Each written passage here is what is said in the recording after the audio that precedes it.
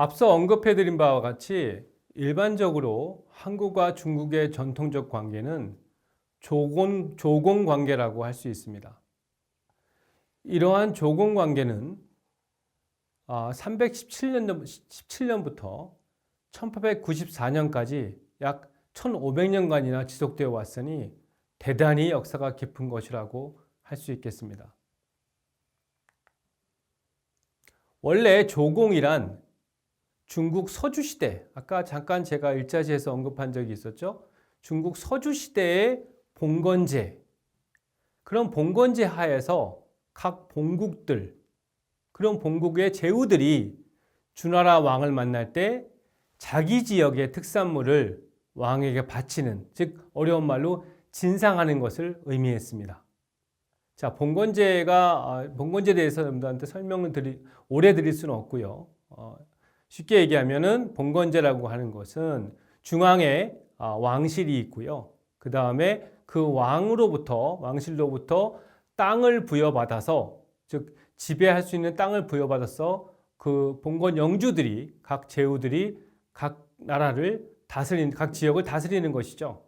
근데 중앙집권적인 체제와는 다르게 봉건제 하에서는 나름대로 지금의 지방자치제처럼 자율권을 가지고 정치 외교적인 걸 제외한 군사라든가 행정이라든가 또는 재정의 자율성을 가지고 통치하는 그런 시스템이었습니다.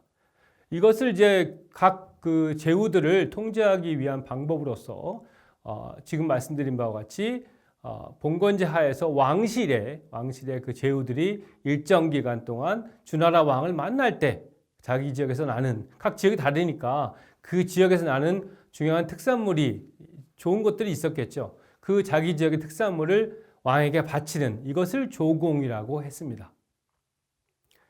이러한 조공이 중국이 봉건제에서 벗어나서 중앙집권제가 되면서 중국 중심의 세계관 속에서 중국과 주변 국가와의 관계로 확대된 것입니다. 제가 지금 드린 말씀을 이해할 수 있겠죠. 초기 조공이라는 것은 중국의 주나 서주시대의 봉건제 하에서 나타났지만 결국 중앙집권적 국가가 되고 중국이 통일된 다음부터는 중국과 주변 국가의 관계를 규정하는 중요한 특징으로 확대되었다는 점입니다. 이러한 한국과 중국 간 조공 관계의 시기별 변천을 살펴보면 다음과 같습니다. 우선 한국의 삼국시대 후반부터 고구려 멸망시까지, 즉 317년부터 668년까지를 초기 조공 관계가 성립한 시기라고 할 수 있습니다. 그리고 한국의 통일신라와 중국의 당나라, 그리고 한국의 고려와 그 다음에 중국의 송나라 관계가 진행된 669년부터 1279년까지를 조공 관계의 발전 시기라고 볼 수 있겠습니다. 다음으로 한국의 고려와 중국의 요나라, 금나라, 원나라와의 관계 시기인 918년부터 1368년까지를 조공 관계의 변질기라고 할 수 있습니다. 약간 변형된 형태의 조공 관계라는 뜻이죠. 이 시기를 특히 변질기 또는 변형기라고 표현한 이유는 앞서 제가 1차시에서 중국 대륙의 역사를 설명할 때 잠깐 언급했지만 요나라는 한족이 아닌 거란족이 세운 나라였었고, 금나라는 여진족이 세운 나라였었고, 그리고 원나라는 몽골족이 세운 국가로서 원래는 서주시대의 봉건제에서 한족 지배하에서 한족 중심이었던 것이 한족 국가가 아닌 비한족 국가가 중국에 등장했음에도 결국 주변국인 한국에 조공 관계를 요구했기 때문입니다. 그래서 제가 이 시기를 변질기 또는 변형기라고 말씀드린 것입니다. 마지막으로 한국의 고려 말 및 조선, 그리고 중국의 명나라 및 청나라와의 관계로서 1368년부터 1894년까지를 전형적인, 아주 일반적이고 가장 전형적인 그런 조공관계의 시기라고 볼 수 있겠습니다.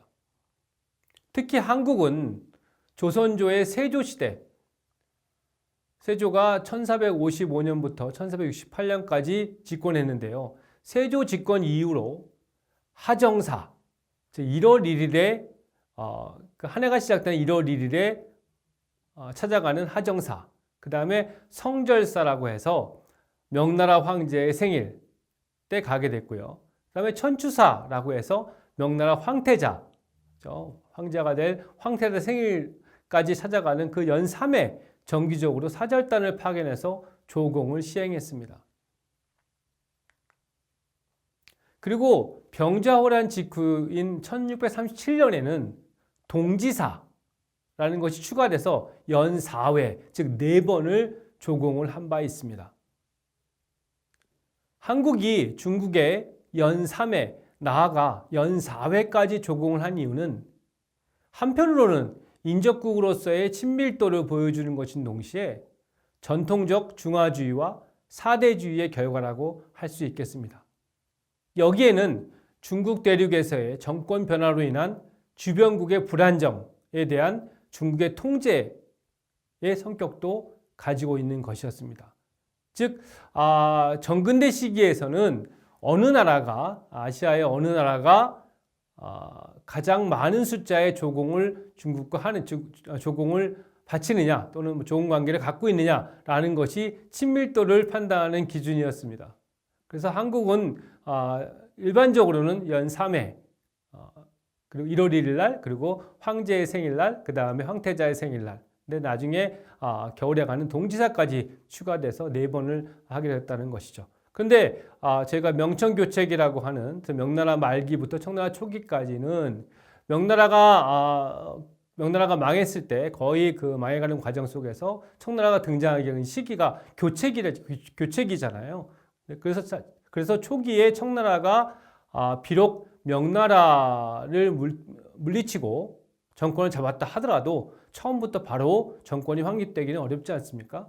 그럴 때 역시 그 주변국인 한국에서 그 틈을 틈타서 어떤 다른 의도라든가 다른 행태를 취할 것을 미리 우려해서 그 통제하는 입장에서 동지사까지 포함해서 4회를 한 적이 있었죠. 이런 부분에 대해서 제가 이게 이런 그 횟수에 들어가는 것이 중국 대륙에서 정권 변화로 인한 주변국의 불안정을 통제하려는 그런 성격이 있었다라는 식으로 말씀을 드린 것입니다.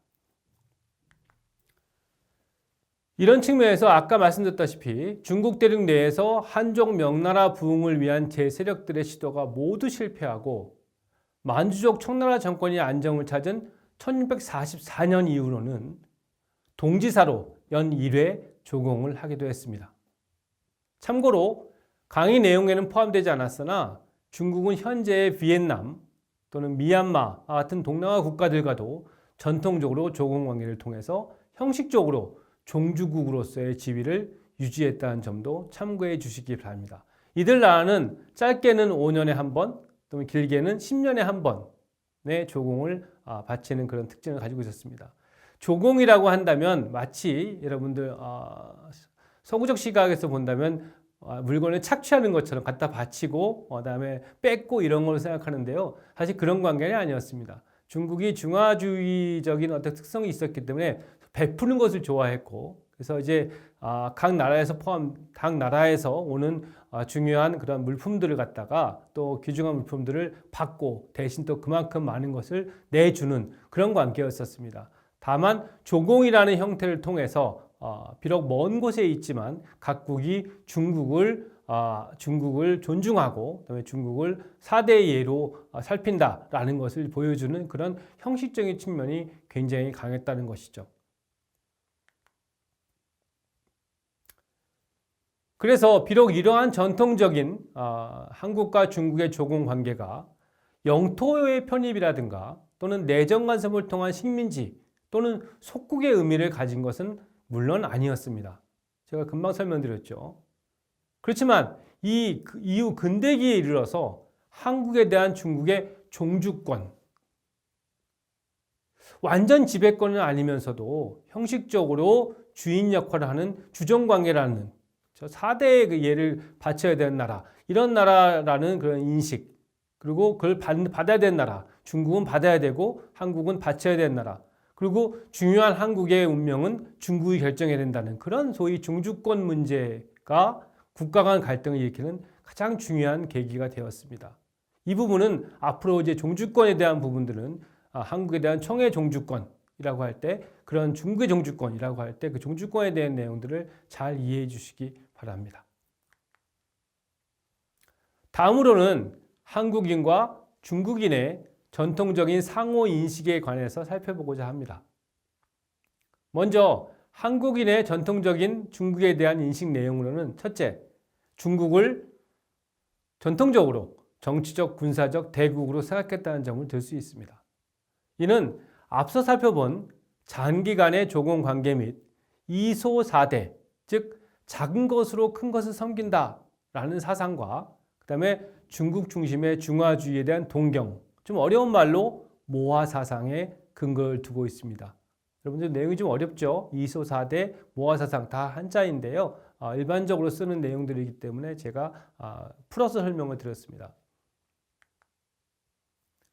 그 다음에 16세기 말에 임진왜란 당시에 명나라에 대한 구원병 요청이나 1894년 동학농민운동 발생 시에 청나라의 구원병을 요청한 것 등이 그 예라고 할 수 있겠습니다. 즉 정치적 군사적 강대국이고 거기에 종주권을 가진 나라이기 때문에 임진왜란 당시에 일본이 쳐들어왔을 때 명나라에 대해서 구원병을 요청했고 실제로 파견했고요. 1894년 동학농민운동 발생 시에도 스스로의 힘으로 통제할 수 없다는 그런 전제하에 청나라에 요청을 한 것, 이런 것들이 다 첫 번째 인식과 관련이 있다고 보겠습니다. 두 번째 인식은 근대 이전에 한국은 중국을 고도의 문명국으로 보아서 중국을 사상 및 제도의 수용 창구로 인식했습니다.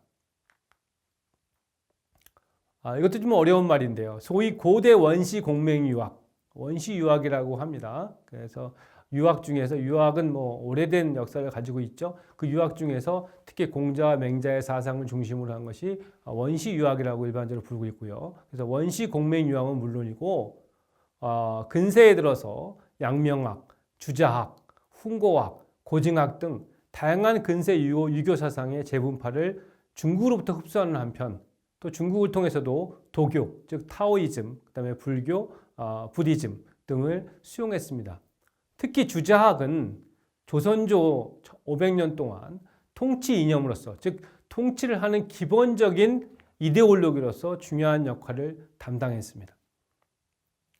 이러한 사상과 함께 그에 맞는 다양한 제도와 문물이 중국으로부터 한국에 전달되기도 했다는 것이죠. 이런 면에서 두 번째 인식은 제도와 문물이 상당히 발전된 나라로서 문물의 수용 창구로 봤다는 것입니다. 세 번째는 대등한 국가로 본 시각입니다. 7세기 고구려의 수나라와 당나라에 대한 공세적 태도, 그리고 항쟁 등이 그 예라고 할 수 있겠습니다. 비록 수나라와 당나라가 한족에 의해서 통일된 통일국가를 하더라도 수나라와 당나라의 공격에 대해서 지속적으로 대항하고 그 다음에 공격하고 오히려 선제 공격까지 감행하는 그런 모습들은 대등한 국가를 본 시각에서 나온 것이라고 생각합니다. 그럼에도 불구하고 실제로 삼국시대 이후부터 근대 이전까지 중국을 대등한 국가로 보는 시각은 거의 없었던 것이 현실이었다고 할 수 있겠습니다. 그렇다면 중국인의 전통적인 한국과는 어땠을까요? 이에 대해서는 크게 네 가지로 나누어 볼 수 있을 것입니다. 먼저 중국인은 중화주의적 화이관, 중화와 이적의 관계라는 것이죠. 이 화이관에 입각해서 한국을 중국 중심의 천하관념, 즉 세계관에 의해서 동이, 동쪽의 오랑캐라고 보는 인식이 강했습니다. 화이라고 하는 것은 중화와 이적이고요. 이적은 오랑캐, 거죠. 야만족이라는 것입니다. 그래서 그때 중국은 늘 동이라고 불렀거든요. 동쪽에 활 잘 쓰는 오랑캐라고 이제 불렀습니다. 두 번째 중국의 대한국 인식에 관해서 말씀드릴 것은 한국을 중국의 주변 국가로서 형식적으로는 주종관계로 보는 시각을 가지고 있었습니다. 여기서 유의할 점은 단순히 주변 국가로만 인식하는 것이 아니라 양국 관계를 수직적 관계, 즉 중국을 한국의 종주국으로 인식하였다는 사실입니다. 아까 한번 종주국에 대해서 말씀드렸죠? 특이한 개념인데요. 그렇죠? 내정에 대해서 큰 일일이 간섭하지 않고 영토도 편입시키지 않으나 중요한 결정들은 주로 중국의 문의를 구해서 하게 되고요. 특히 외교 관계에 관해서는 특히 중국의 자문을 많이 받고요. 더욱이 조공과 함께 중요한 책봉, 세자, 그러니까 왕이 되기 위한 왕의 아들, 다음 왕이 될 세자를 책봉한 것, 결정하는 것에 대해 있어서 꼭 중국의 허락을 받아야 되는 이런 측면에서 즉 조공과 책봉의 관계로 규정되는 종주국으로 봤다는 것입니다. 이 종주권 문제는 몇 번 언급했듯이 근대 문호개방기 한국 정치 외교사에 있어서 매우 중요한 하나의 타피이면서 주제이면서 갈등의 요인이었습니다. 세 번째는 우호적 민족국가로 보는 시각입니다. 전통적으로 중국이 외부 세력과 전쟁을 치를 경우에 필요한 경우 한국에 늘 구원병을 요청한 것이 그 예입니다. 그 다음에 마지막으로는 중국의 국력이 약하거나 분열되어 힘이 없을 때는 한국을 대등한 국가로 보아서 비교적 갈등 없이 우호 관계를 유지하려고 노력하기도 했습니다. 이상에서 전통적인 한국과 중국의 상호 인식에 대해서 살펴보았습니다. 물론 현재는 한국과 중국이 상호 대등한 국가로서 인식하고 있지만 전근대 시기에서는 달랐던 것입니다. 보다 중요하게는 그러한 전통적인 상호 인식이 국가 간 관계를 규정하는 특징으로 작용했다는 것이라 할 수 있겠습니다. 이 점 다시 한번 잘 이해하시기 바랍니다. 이상으로 제2차시 강의를 마무리하도록 하겠습니다.